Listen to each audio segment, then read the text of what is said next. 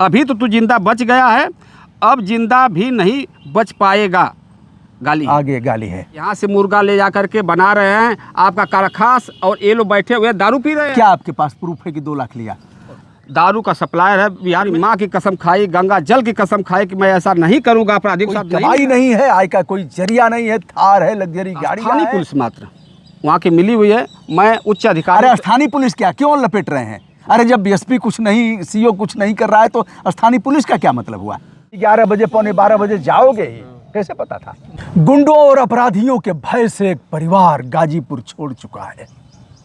यह यदुवंशी परिवार बार बार थाने से लेकर के उच्चाधिकारियों तक अपनी गुहार लगाता रहा कि अपराधी हमें मार डालेंगे। अपराधियों ने जानलेवा हमला किया, पीट पीट करके घायल किया, गोली भी चलाया और फिर जान बच गई बेटे की।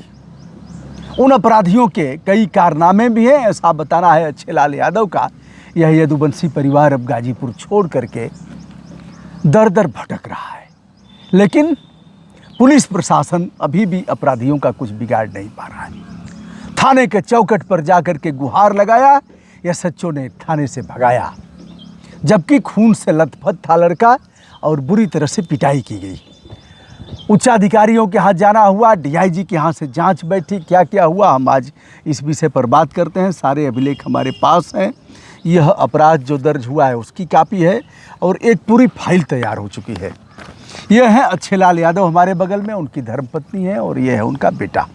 कसूर क्या है इस पर हम बात करेंगे। न्यायालय यह है इनका गांव मर्दानपुर पतेला, थाना भुड़कुड़ा और भुड़कुड़ा कोतवाली भी है, जखनिया तहसील है। अच्छे लाल यादव जी हैं, मैं उनसे बात करूंगा। और यह लोग अब गांव छोड़ चुके हैं क्योंकि न्याय मिलने की उम्मीद नहीं है। जो वहाँ के एसएचओ पर इन्होंने आरोप लगाया है कि अपराधियों से मिला जुला है एसएचओ, और अपराधी थाने के गेट पर भी जाते हैं और सटीक लोकेशन देने के बाद भी कुछ हो नहीं रहा है। यदि एसएचओ की मोबाइल और उनके पुलिसकर्मियों के मोबाइल की जांच किया जाए तो अपराधियों से लगातार बातचीत हो रही है। अच्छे भाई, कब की घटना है जब आपके बेटे को बुरी तरह से मारा गया, जानलेवा हमला हुआ? 16 तारीख को, अगले महीने में रात 16 जून को, हाँ 16/7 को, हाँ रात 11:30 बजे की घटना है। हाँ वहाँ हमारा एक घर है जखनिया। हाँ जखनिया से 7 किलोमीटर की दूरी पे मर्दानपुर पतेला मेरा गांव पड़ता है। हाँ जखनिया में मेरा इन्वर्टर ख़राब होने के कारण लड़का खाना खाया।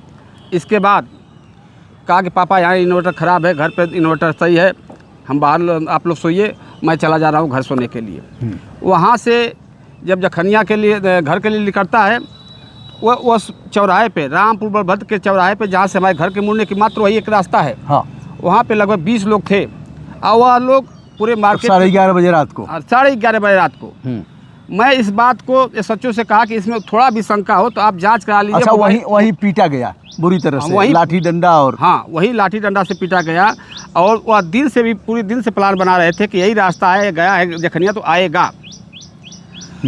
तो वहाँ पे सुबह से ही वहाँ पे थे, पूरी मार्केट में लोग कह रहे थे कि नहीं, यहाँ पे लोग जमे हुए थे, पी खा रहे थे। वहीं बगल में बियर की दुकान है, बियर की दुकान से 68 बोतल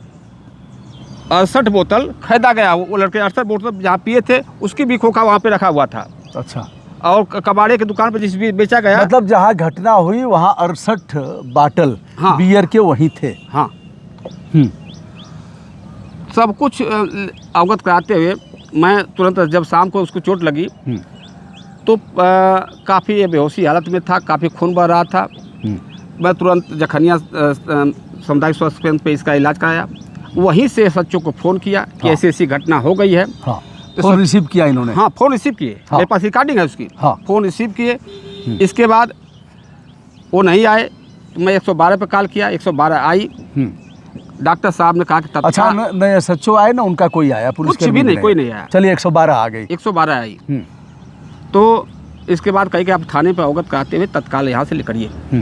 वहाँ के डॉक्टर ने सलाह दिया कि आप जल्दी से जल्दी जितना हो सके गाजीपुर जाइए। हाँ, मैं तुरंत एम्बुलेंस किया, 108 नंबर फ़ोन किया, तुरंत एम्बुलेंस आई, लड़के को गाड़ी पर बैठाया, अपने दूसरे गाड़ी से होते हुए मैं थाने पर गया, तहरीर तुरंत लिख के जल्दी में वहीं से पन्ना लिया। दीवान जी को दिया? हाँ, तुरंत वहीं से पन्ना एक लिया, वहाँ पर लिख करके दे दिया। ठीक है, चले गए। मेरा बेटा इमरजेंसी में है, हो सके मैं एप्लीकेशन देने ना आ सकूँ, मेरा चलिए आपने तहरीर दे दिया और फिर चले गए गाजीपुर। हाँ, बढ़िया। गाजीपुर जाने के बाद वहाँ इमरजेंसी में तुरंत इलाज होता है।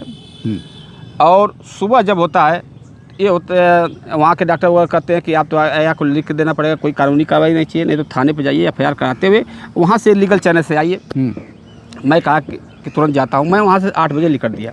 9 बज के कुछ मिनट में थाने में गया। हाँ। वहाँ पे एसएचओ साहब अपने रूम में थे। मैं कहा कि कल का मैं दिया हूँ, उसी को एफआईआर दर्ज करके तत्काल मेरे लड़के को मेडिकल करवा दीजिए। हाँ। उसमें कहा गया कि एसएचओ साहब ने मना किया है, वो आएंगे कहेंगे तब एफआईआर दर्ज होगा। तो मैं वहाँ से आया, निजी हॉस्पिटल में लड़के को भर्ती कराया क्योंकि सीरियस था, इलाज लगातार चलना चाहिए उसका। वहाँ पे हॉस्पिटल में इलाज चल रहा था।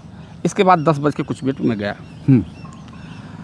और वो कहे थे कि दूसरा एप्लीकेशन लेकर, मैं दूसरा एप्लीकेशन ले गया कि जैसे भी वो दर्ज कर लें। वो अपने रूम में बैठे हुए थे, वहाँ पे 20-25 लोग बैठे हुए थे। मैं तुरंत उनको एप्लीकेशन दिया कि हाथ जोड़कर कहा कि सरकार मेरे लड़के का काफ़ी सीरियस है, काफ़ी गंभीर चोटें आई हैं, तत्काल इसको एफआईआर दर्ज करा करके मेडिकल करवा दीजिए। मैं बिल्कुल झूठ नहीं बोल रहा हूँ, 20-25 लोग वहाँ गवाह थे और चंद्रभान चौहान का नाम और लेते ही भड़क गया, क्योंकि अभी 20 दिन पहले, उस घटना से 20 दिन पहले चंद्रभान चौहान थाने में बैठाया गया था, लड़की के अपहरण में बैठाया गया था। भाजपा के बड़े नेता थे, उनके उसको से अपहरण किया था, उसमें काफ़ी पैसा लेकर छोड़ा था एसएचओ। और कौन कौन थे, मतलब अब जो मारने पीटने में थे, कुछ नाम याद है आपको? हाँ, नाम लड़का बताया, मोनू यादव, जो अपराध जखनिया मार्केट में कहीं भी पूछेंगे तो मोनू यादव। अभी वहाँ पे सब्जी वाले को मारा था, थाने में बैठाया गया और सभी सब्जी वालों को जब पीटा गया तुरंत थाने से छोड़ दिया गया। और मोनू यादव दूसरा है सुल्तानीपुर का, उसके 3 केसें हैं सादियाबाद थाने में। और चंद्रभान चौहान है, उसके पास 3 केसें हैं। हरजन की शादी में दूल्हे को मारे, पूरी बारात को मारे सब, उसमें से एक व्यक्ति मर गया, 302 उस पर पंजीकृत नहीं हुआ, कई लाखों रुपया खर्चा किया, बच गया, और हरजन एक्ट लगा हुआ है उस पर। तो वह मतलब 10 लोग हैं जिनको आपने किया है, नामजद किया है, लगभग 7-8 लोग। कई लोग हैं? मैं इसके 5 बाद लोग हैं। 5 लोग जिसका नाम याद था उसको दिए। हाँ। इसके बाद अवगत हुआ कि ये लोग मीटिंग कर रहे हैं कि हमारे खिलाफ किसी की हिम्मत नहीं हुई कि थाने में एफआईआर करा दे। भाजपा के किसी नेता की हिम्मत नहीं हुई, उनके साथ दवा भत्ता किया गया, नहीं हिम्मत हुई, तो इनकी कैसे हिम्मत हुई? कि मैं स्पष्ट लिख के दिया कि यहाँ मीटिंग चल रही है। फिर आपके घर के पास भी आए लोग, उसकी भी सूचना आपने दिया? बिल्कुल लिखित में दिया। यह वहाँ देने के बाद तुरंत मैं एसएचओ के मोबाइल में भेज दिया कि देखिए यहाँ पे हैं सब, यहाँ पे मीटिंग कर रहे हैं, यहाँ के फ़ोटो देखिए, वीडियो देखिए, और यहाँ पे मीटिंग कर रहे हैं कि मेरी हत्या कराने के मेरे परिवार के। फिर क्या क्या किया आपने और कब लिख करके दिया कि अब हमारी हत्या हो सकती है, इसलिए मैं जिला छोड़ रहा हूँ, या किसको किसको आपने लिख करके दिया?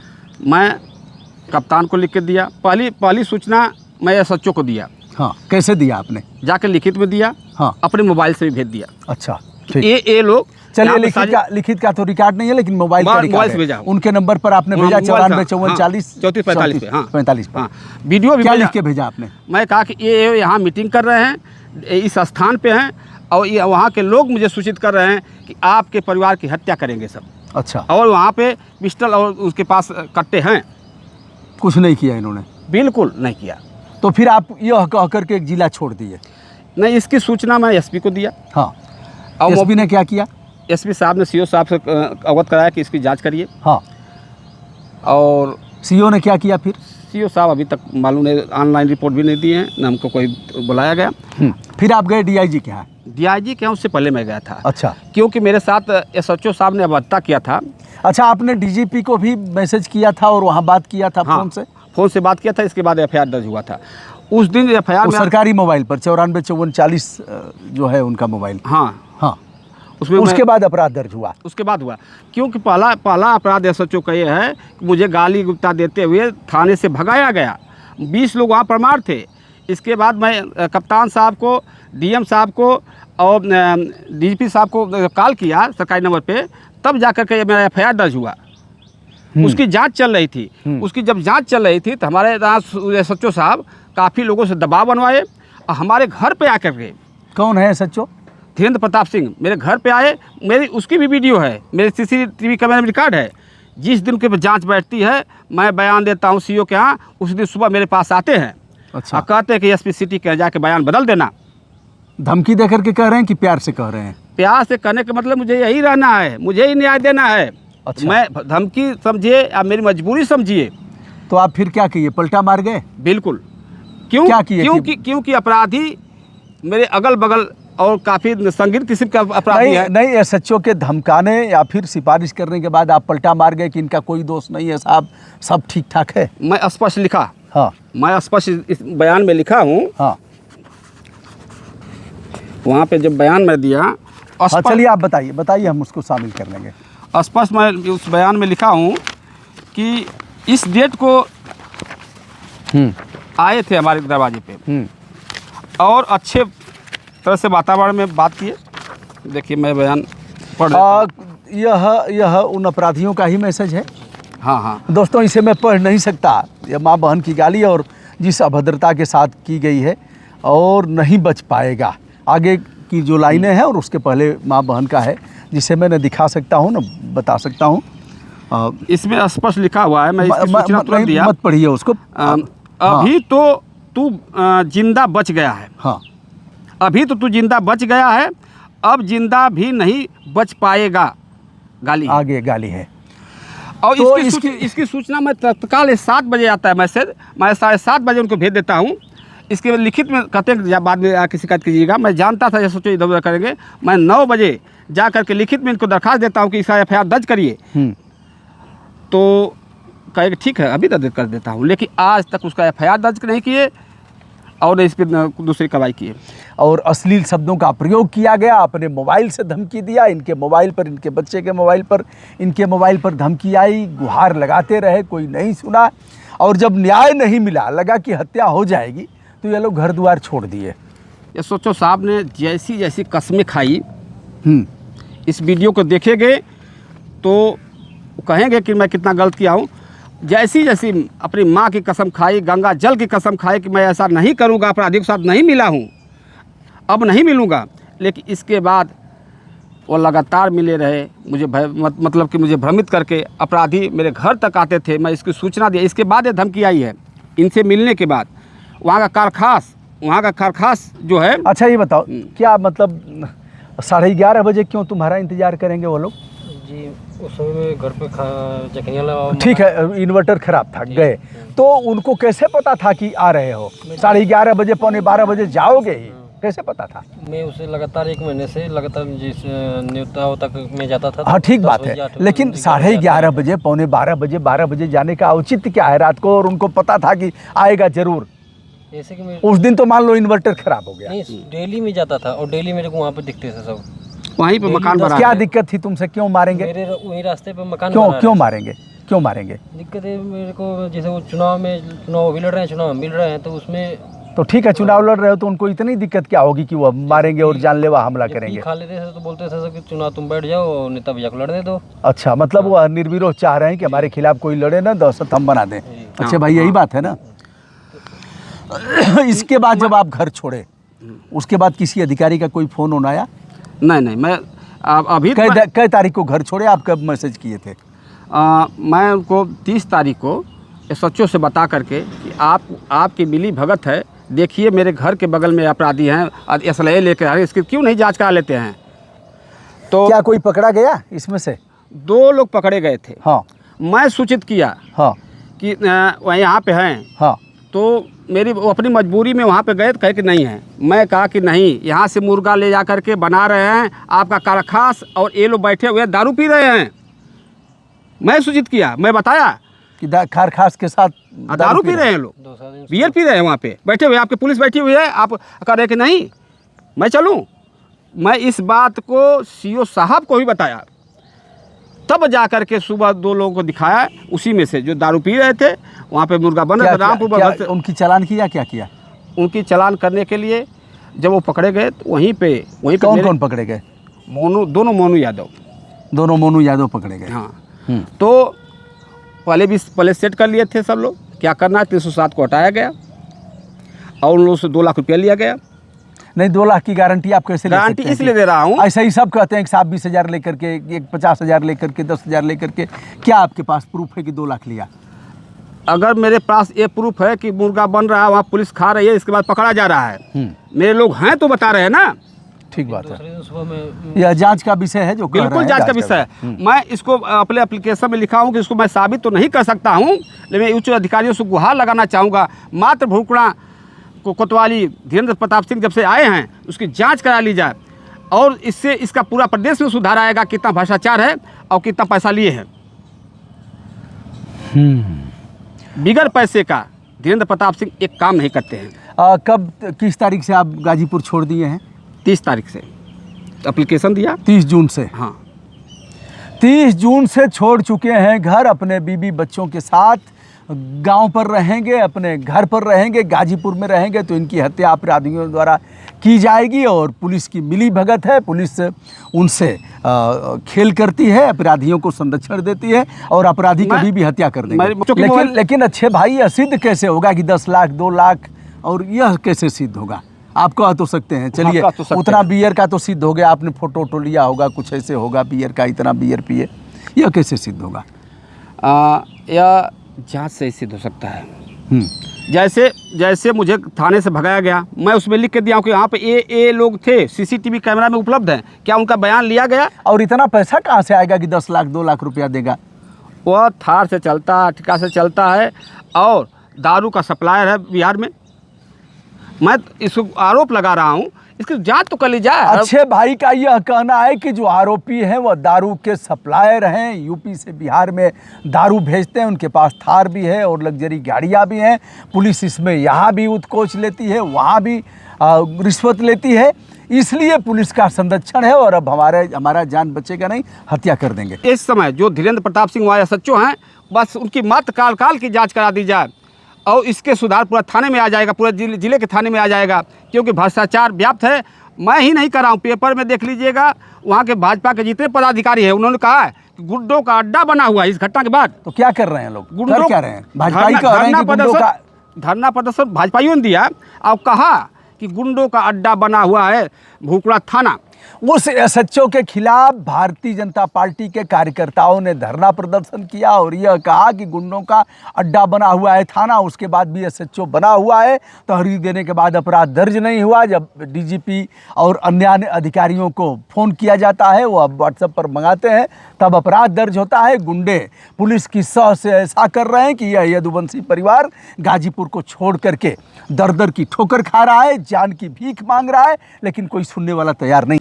अच्छे भाई, पूरा मामला मैं संदर्भित करता हूं और यह सच बात है कि इंक्वायरी का विषय है, लेकिन कोई परिवार यदि अपना घर द्वार छोड़ करके बीबी बच्चों के साथ दर दर की ठोकर खा रहा है तो पुलिस के लिए यह कलंकित पक्ष है और लोक कल्याणकारी सरकार नहीं कही जाएगी यदि सच में इसकी जांच कराई जाए। कोई कमाई नहीं है, आय का कोई जरिया नहीं है, थार है, लग्जरी गाड़ियां हैं और ऐसे ऐसे अपराध पहले से कारित हैं, तो पुलिस कर क्या रही है? अच्छे भाई, पुलिस स्थानीय पुलिस मात्र वहाँ की मिली हुई है। मैं उच्च अधिकारी। अरे स्थानीय पुलिस क्या, क्यों लपेट रहे हैं? अरे जब एसपी कुछ नहीं, सीओ कुछ नहीं कर रहा है तो स्थानीय पुलिस का क्या मतलब हुआ? क्योंकि या तो लड़ाई लड़िए और नहीं तो फिर हथियार डाल दीजिए, कह दीजिए भैया। अरे जब आपने हर जगह गुहार लगाया, हथियार तो डाल ही चुका हूँ ना, तो कुछ नहीं हो रहा है। हथियार तो डाल चुका हूँ, क्या होता है? अपनी जान बचा रहा हूँ परिवार की, हथियार डाल चुका हूँ। मैं यह सच्चो जब आया तो मैं बयान भी बदल दिया, अब क्या करूँ? इसके बाद कहा कि आपके यहाँ आपको खतरा नहीं होगा। मैं सोचा कि यह सच्चों से लड़ूंगा कि अपराधियों से लड़ूं। डीआईजी वैभव कृष्ण जी हैं, अच्छे इंसान हैं, बहुत अच्छे, बहुत कद्दावर हैं। पुलिस कप्तान हमारे यहाँ नए हैं, उन पर भी हमें कोई संशय नहीं है। मैं उनकी चमचागिरी नहीं कर रहा हूँ, डट करके करूँगा, लेकिन कप्तान साहब इस मामले में जांच करा दीजिए। कैसे होगा? दूसरे क्षेत्राधिकारी से जांच करा दीजिए, एसआईटी गठित यानी 3 लोगों की जांच करा दीजिए। मैं डीएम साहब से भी गुहार लगाए हैं, मैं उनसे भी कहूँगा। और डीआईजी वैभव कृष्ण जी ने जांच बैठाया था, जिसमें एसएचओ के दबाव में, धमकी में या सिफारिश में इन्होंने अपनी बदल दिया। यही कहा कि जो भी घटना है वह सच है, किंतु यह तैयार हैं कार्रवाई करने के लिए। हम इन पर कोई एक्शन नहीं चाहते हैं, लेकिन अपराधियों पर एक्शन हो, यही ना? और मेरे पर धमकी आई है ऑनलाइन कि अब बच गए हो, नहीं बचोगे तो ये सरकार, मैं किसी तरह अपने लड़के की अपनी जान बचाने के लिए मैं यहाँ पे आया हूँ। आप मेरी सुरक्षा व्यवस्था करिए, क्योंकि आपका हमारा अधिकार बनता है कि मैं सुरक्षित रहूँ। अपराधियों से मुझे भय मुक्त करिए। बहुत बहुत धन्यवाद। ठीक है जी, सादर नमस्कार। पूरा मामला मैं उच्चाधिकारियों को संदर्भित करता हूँ।